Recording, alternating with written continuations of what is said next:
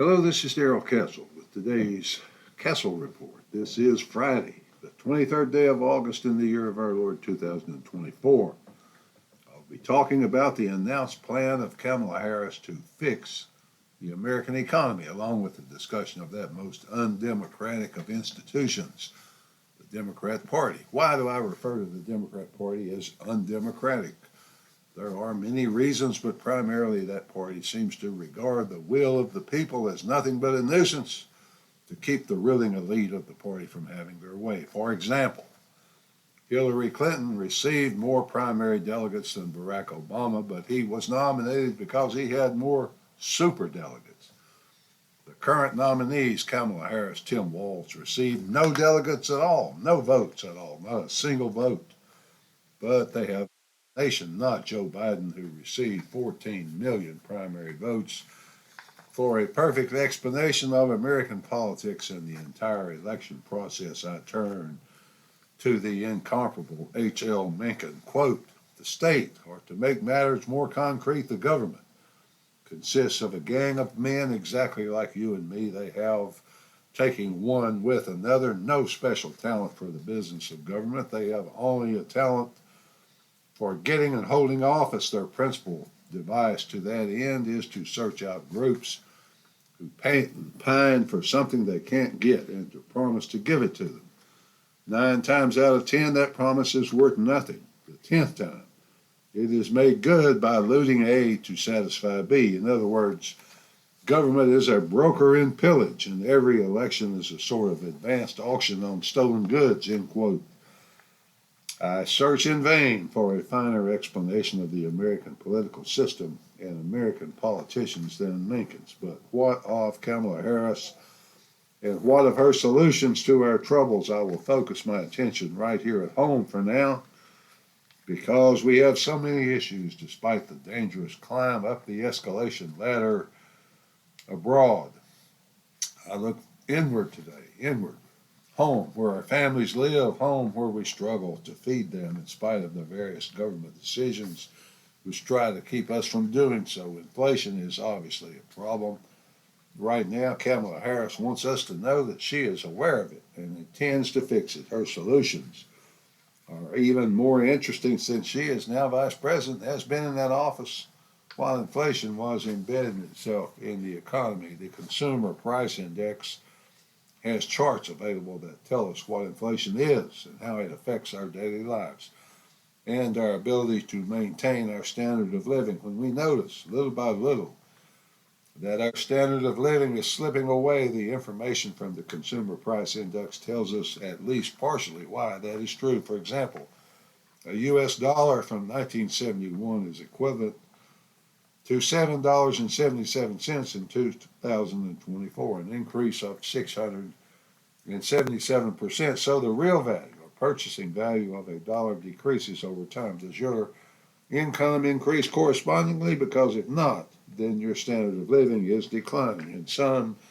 areas of the country, Ms. Harris's California, for example, the change has been even more pronounced. Politicians such as Kamala Harris will try just about anything to solve the problem of inflation, except the only solution that will actually work. The only solution is cut public spending drastically or raise taxes drastically or both.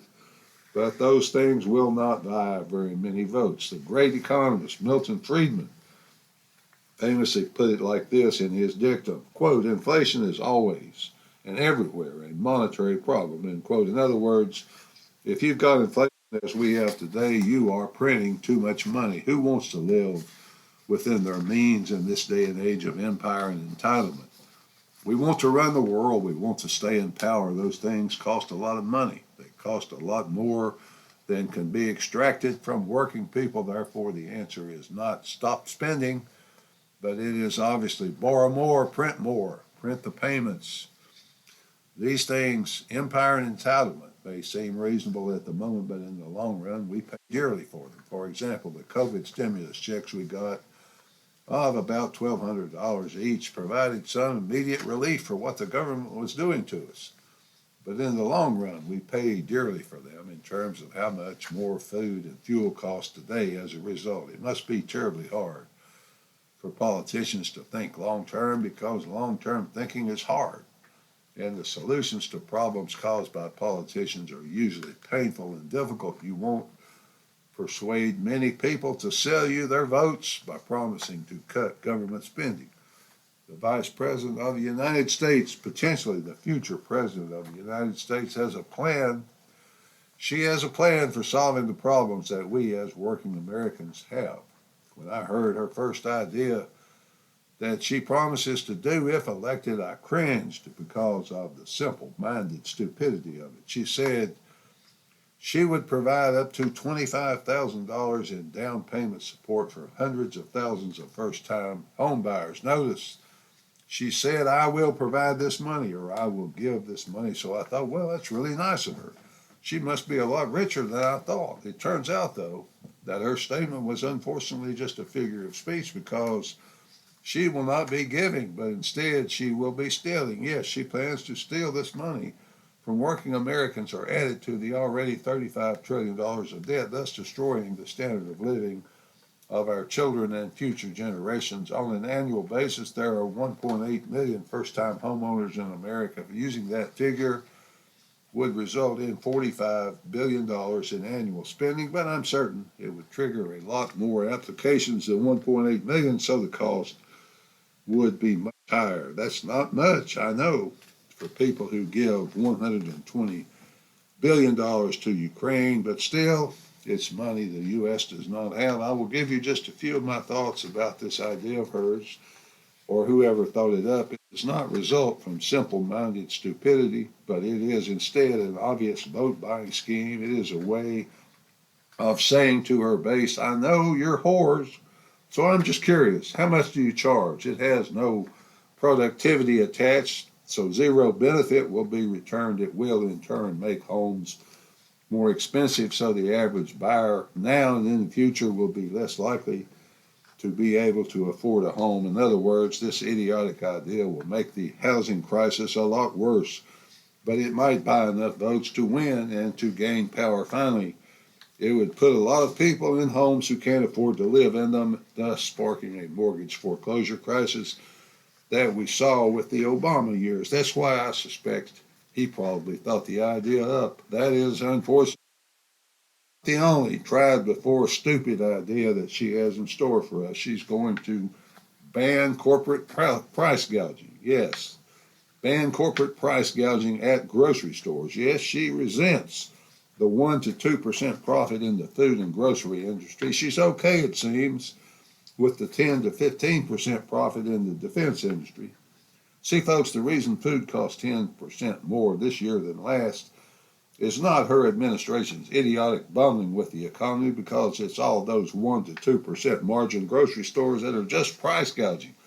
She's going to use the most totalitarian method of all good socialists everywhere to make this problem much worse, and that is to tell grocery stores they can't raise prices. So, if their suppliers raise their prices, what is the store to do? Don't worry about that, folks, because she has the answer. Just tell the suppliers they can't raise prices either, and tell the transport people the same thing. Okay, Madam President. What if the allowed prices are below the level of profitability for my business? Or what should I do if it costs me more to produce than I can make from your prices? Well, folks, anyone with a functioning brain, anyone who has even a modest understanding, can see that this type of top-down control always results in disaster. She promises to do it joyfully, though, so at least we have her joyful cackle going for us. The bureaucrats in Washington are so much better at turning us into Venezuela, Cuba, and other such places than the actual producers of food could do. Okay, what else can she do to damage this country? How about a government home building program to put another nail in our coffin? Yes, she will build 3 million new housing units at a proposed cost of $40 billion. That would be worth it, you see. That'd be worth it, because it would create a lot of, quote, shovel-ready jobs. Already adding 3 million new government homes should bring down the cost of homes, especially if they're built in your neighborhood. It would bring down the cost of your home, that's for sure, but I would wager that the chances of all those homes being built and all that money being wasted are close to zero. So far, we have added $100 billion to the annual deficit, and debt with zero benefit to the country or to its people. The only result so far would be a probable food shortage and crisis resulting in inflation being made much worse, not better. Can it get any worse than this? Well, yes. Yes, it can. And we can depend on Vice President Harris to find that way. Once again, she said she proposes to give each newborn child $6,000 to help end child poverty. What would be the best treatment for child poverty? Lower inflation by reducing government spending, cutting unnecessary regulations so their parents can work and earn a living. I'm always interested when I find one of the many forms of government hypocrisy. I'm going to give $6,000 to each newborn implies that she thinks she actually has that authority, and with the office comes this vast pool of money she can do with as she chooses. The only reason more money isn't given to people who vote for the giver is because of selfishness. We don't have the money, so that's easy. Just add it to the debt. But then you have the interest until the final demise of the nation, the advent of which will be accelerated by the. Speaking of hypocrisy, she will give money to newborns while at the DNC, the Democrat National Convention. There is a bus providing free abortions and free vasectomies. This woman who wants to hold the office of President of the United States is clueless. That makes her even more dangerous than the not even sentient Joe Biden. When he was sentient, a long, long time ago, I doubt very much that he was such a destructive plan. This lady is proposing full-fledged tyrannical totalitarianism, according to information released by the Harris-Walz campaign. She doesn't see it the same way I do.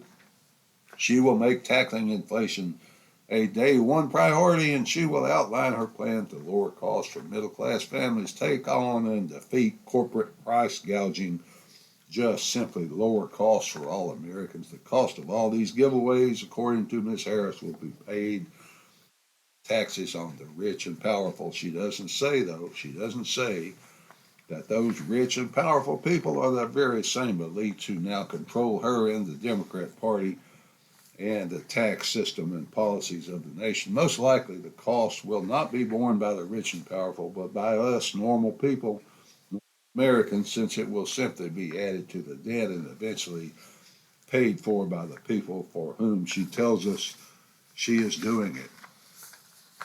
I guess we already have on our books $35 trillion of vote-buying, war-making boondoggles and idiotic, wasteful schemes. So what is a few $100 billion more? The cost always ends up on the least informed, the least protected group, and that is we, the people.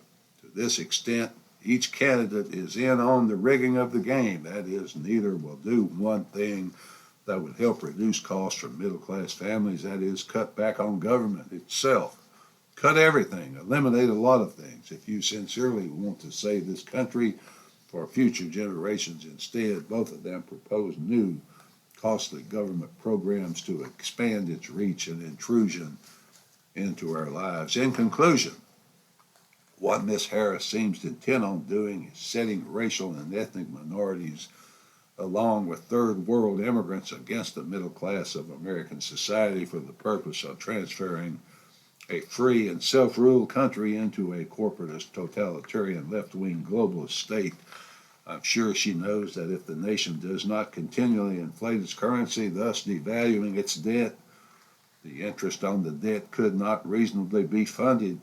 So as Mr. Mencken said, it's all lies and posturing fabricated to cover the Democrats' real agenda. Finally, folks, these Democrats, now led by Kamala Harris, a simple-minded, inarticulate woman, have grown so comfortable with lying that they have no problem turning the American people out as whores and selling their votes. Thus, they are people who have lost their way, have sunk into moral darkness so deep they can no longer see any way out. At least that's the way I see it. Till next time, folks, this is Darrell Castle. Thanks for listening.